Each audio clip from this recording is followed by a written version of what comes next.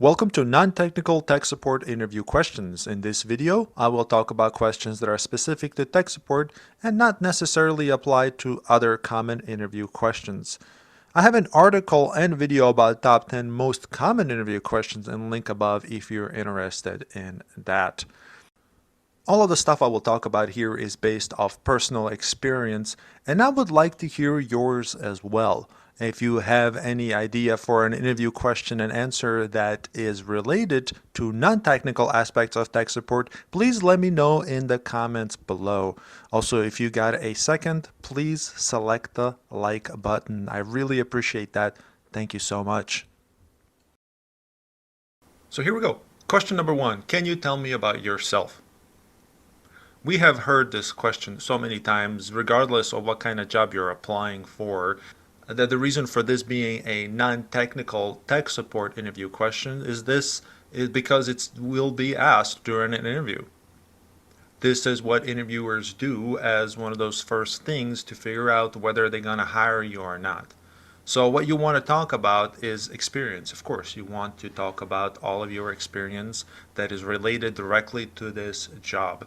And when you're applying for this specific job, make sure you keep in mind to talk about things that are directly related to this exact position. So regardless to whether you have experience doing some other stuff, you might want to mention stuff that's directly related to this job first, and then you can mention your other experience. If you have no experience whatsoever, this is where you can talk about your hobby or your education, because that would be your selling point because you have no choice. Normally, you don't want to talk about your hobbies that are not related, obviously, but you might want to mention hobbies. For example, I know how to build computers. I fix computers for my family. Mention anything that could be related to this job. And of course, you might want to mention your education. I have a degree in this. I have a certificate in that. All those things that will help them make this decision in hiring you. And this is literally one of those first questions where in the first questions where they can literally decide whether they're going to hire you or not. So be very careful with this and make sure you research the position ahead of time so that way you can specifically tell them, hey, look, me telling you about myself, these are the reasons why you should hire me because of this experience and these specifications that I have as someone who could do a good job. All right, moving on. So here's a situational question that they may ask you, and the question is, if you come across a situation which you can't resolve, what would you do? This is a crucial question because there will be a time where you can't resolve something. So let's say you come across a computer that you can't fix, or you come across a situation where you can't resolve an issue with a server, or an issue where you can't resolve an issue with a switch, or a domain controller, or Active Directory, or anything else that might be technical. What they want to know is, if you can't fix it, well, what do you do? Like, you can't just give up. So what they want you to say is, if I can't fix it, then I would ask either coworkers or a manager or somebody else who can help resolve that issue as quickly as possible. Because keep in mind, they want to know if you can resolve the issue, period.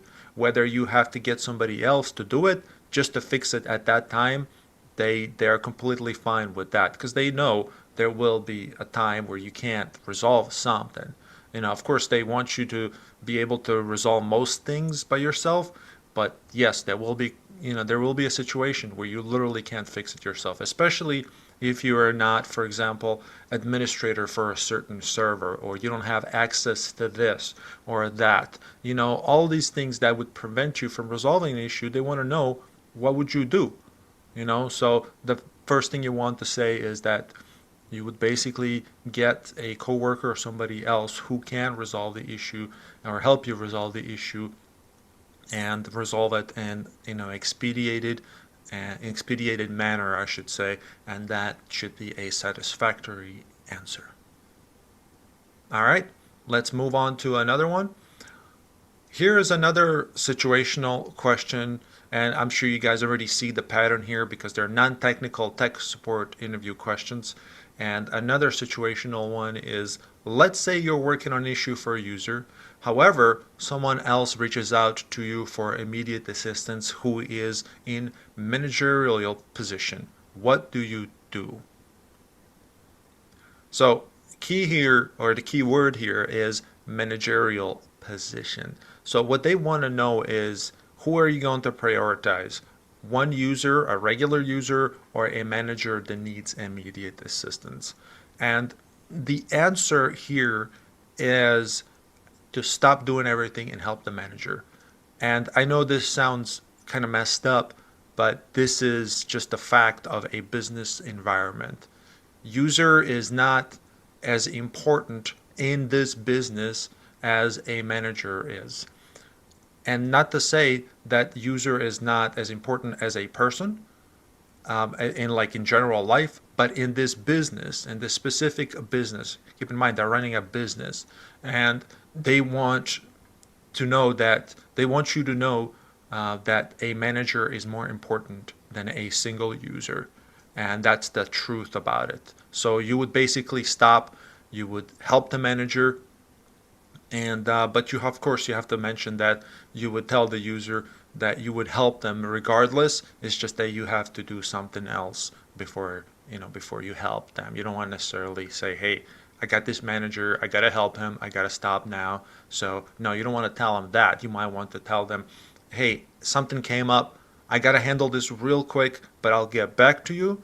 And then you help the manager, and then once you help the manager, you help the user. All right, moving on. Here's another situational question, and that's the theme so far.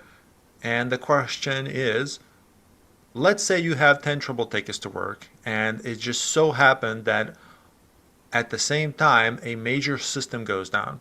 What would you do in that situation? So again, they're trying to see if you can prioritize things in a business environment, and what they're asking is, do you think 10 trouble tickets from 10 different users is more important than a major system going down? So what that means, what they're asking is, well, do you know, do you have the comprehension basically that a major system will affect more than 10 users? So the obvious answer, of course, would be here that you would stop doing the trouble tickets for now, and that you would resolve an issue with major system outage, because major system outage will potentially affect more than 10 people. That, especially if there are 10 trouble tickets, there might be some minor issues in there here, typically, and usually is the case with trouble tickets. Whenever somebody requests assistance with something, they would fill out the trouble ticket, they would go to the help desk, and help desk would route it certain ways. But if a major system goes down, you stop doing everything and you deal with that. They simply want you to understand that. And I don't want to sound kind of mean or anything like that when I talk about these things, but this is just how it is in a business environment. So the way you would answer is, well, I would pause the working on the tickets, and then I would concentrate on resolving this issue with a major system outage, because that would affect more than 10 people potentially. And once I've resolved that, I would go back to working the tickets. All right, moving on. Here's another question. Have you ever had a conflict at work? And, this is a really open-ended question. Think about it. It says, have you ever had a conflict at work? It doesn't specify whether it's with a user or coworker, and you should be very, very careful answering this question. So, a lot of times, you can say if you really just want to kind of ignore the question, which I don't necessarily advise, but it's not necessarily wrong either, you can just say, I've never had a conflict with anybody. Never, never, never. And they'll say, "Oh, you never had a conflict with anybody," and they would like write it down. They would look like they're writing it down. This is what they do typically in interviews. But if you choose to provide an answer of conflict, make sure that what you tell them has led to a resolution of this conflict in a IT professional manner. So let's say somebody was angry with you, and you can say that you remained calm and resolved the issue in a civil manner in which both parties were very happy with the result. So what's some example of that? Let's say you're talking to the user, and a lot of times, if you do have a conflict, which is pretty rare, but it does happen because people misunderstand things. Let's say you're talking to them over, I don't know, some kind of instant messenger or email, for some reason, and you're talking to them and they misunderstand what you're saying and may think that you're actually not going to help them with their issue. They may take that personally. So you can possibly bring this up. And then you can say, well, this was just a misunderstanding with the user, and once I explained to the user that this is what I meant, and then I'm actually helping them, or will resolve their issue as soon as you can, and that you did resolve the issue, then that might be a good example of a conflict that you have resolved. So of course, you can kind of compare that with a coworker, or let's say you and your coworker, I don't know, worked on a project, or let's say you asked a coworker to help you with something. Remember how I talked about, asking somebody else for assistance? Maybe you went to a coworker and you said, "Hey, I need help with this," but you were in a hurry. For example, let's say you were in a hurry, and you were like, "Hey, I need your help." And the guy's like, I'm in the middle of something. And you're like, what?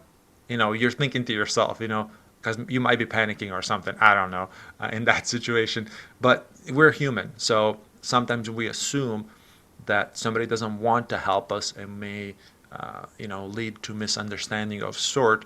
But if you approach it in a different way, you can realize that it's just a misunderstanding. And that way, you can say that the issue was resolved once you explained that what you were working on is actually of importance, and that you didn't mean, for example, to be angry or loud about it. You were just slightly panicking maybe, or something like that. But although that may not be the best example for the coworker situation, but either way, come up with something that had a minor conflict, very minor conflict, and that you resolved it in a professional and timely manner. That's what they want to hear. So you can have any example that you want. All right. So this next question is related to how the business decides to run things when it comes to tech support. So here's the question. The rules in the company are that everyone has to submit a trouble ticket. However, users keep contacting you directly without a ticket. How would you deal with this situation? So this typically happens when you help somebody. The trouble ticket comes through, you pick it up, you work it, and user is very happy with the way you help them, the way you quickly resolve their issue. So instead of following the company's rules or submitting trouble tickets, because you got to have a way to keep track of things that break, they decide to contact you directly without having to submit a trouble ticket. So the way you would deal with this is by basically saying that you would tell the user, all right, no problem, I'll help you as soon as I can. However, in the meantime, can you please submit a trouble ticket so that way we can keep track of issues that happen with the computers or with the systems. So this is definitely one of those easy questions to answer, but these situation does happen a lot. Once, especially if you're doing help desk or any type of tech support that deals with trouble tickets, users tend to contact you directly without submitting tickets. And this is a good sign actually for you. That means you're doing an amazing job. And if you do put yourself in this situation and your company does require trouble tickets, just kind of keep that in mind that you want to tell them, sure, no problem, I'll help you as soon as I can. And you might want to mention specifically as soon as you can, because other people that did submit trouble tickets, you don't want to necessarily uh, allow this other person to jump the line, because that's not cool. Nobody likes people that jump the line. But you just want to kind of let them down easy, saying, hey, I'll help you, but can you go ahead and submit a trouble ticket, and we'll help you as soon as we can. You, or if you're working in a group, then somebody will definitely handle it for them. All right. So here's another kind of a, I don't want to say kind of a controversial question, and that is, have you ever taken a pencil from work? And this is something people would ask because they, of course, they want to see whether you are someone who would steal from work. And as simple as that. They really want to know if you would steal something from work. And of course, they would ask this if you're working with a lot of computers, if you're doing a lot of PC reimaging, PC upgrades, PC, installing new monitors, new equipment comes in and out. If it's a large company, it's really hard to keep track of that. So they want to know whether you have taken a pencil from work, because that means you stole from work. Right? So of course you want to say no, never. Never, never, ever. Even if you by accident taken a pencil, and we know that this happens. Let's be honest, this happens. People have taken pencils or something tiny from work on accident, something that they work with all the time. A pencil is a really good example, and this is why this question can be tricky. Because they say, have you ever taken a pencil from work? And if company provides you pencils to write with, how many times have you taken a pencil from anywhere? I mean, this happens. But regardless to that, say no, never, never, never, ever. Because you don't want to tell them that you accidentally stole a pencil. So this is a very important question, but also kind of funny when you think about it. And the last one I want to talk about, and just because I don't want to stretch this out even further, and that is a typical question they would ask you in an interview, and that is, why should we hire you? At the end, this is what they would usually do. Why should we hire you? Of course, it's very similar to the first question. You want to tell them that you have the specific experience. This is what I always say. I have specific experience related to this job that would make me the best option for you to hire. Or you can word it any way you like, but you can say that this is what I say. I have a specific experience to this job. This is why it makes me the best candidate.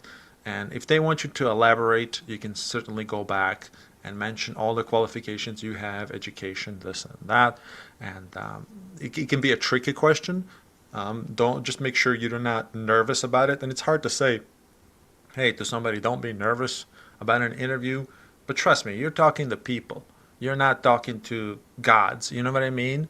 I hate to say kind of unprofessional and say it like that, but you're not talking to gods. You're talking to just regular people. And you know how many times I've dealt with people of higher level of management, directors, I don't know, vice presidents, presidents of a company, this and that. I've talked to them many, many times, and they're just people. Just be yourself.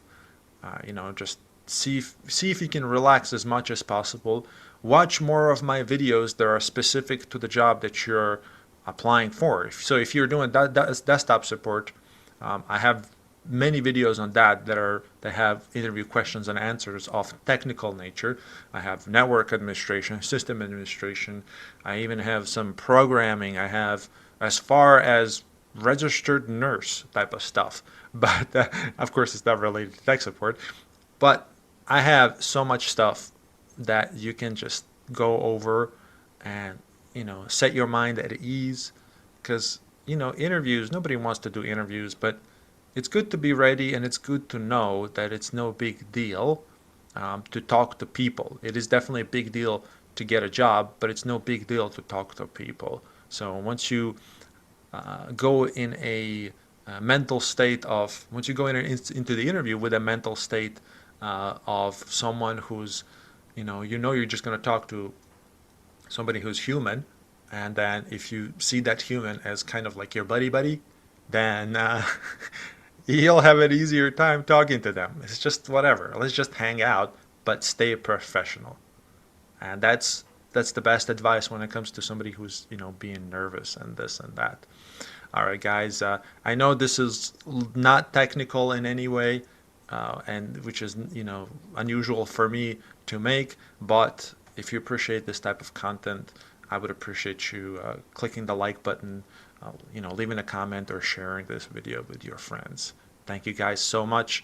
I wish you best of luck and just relax.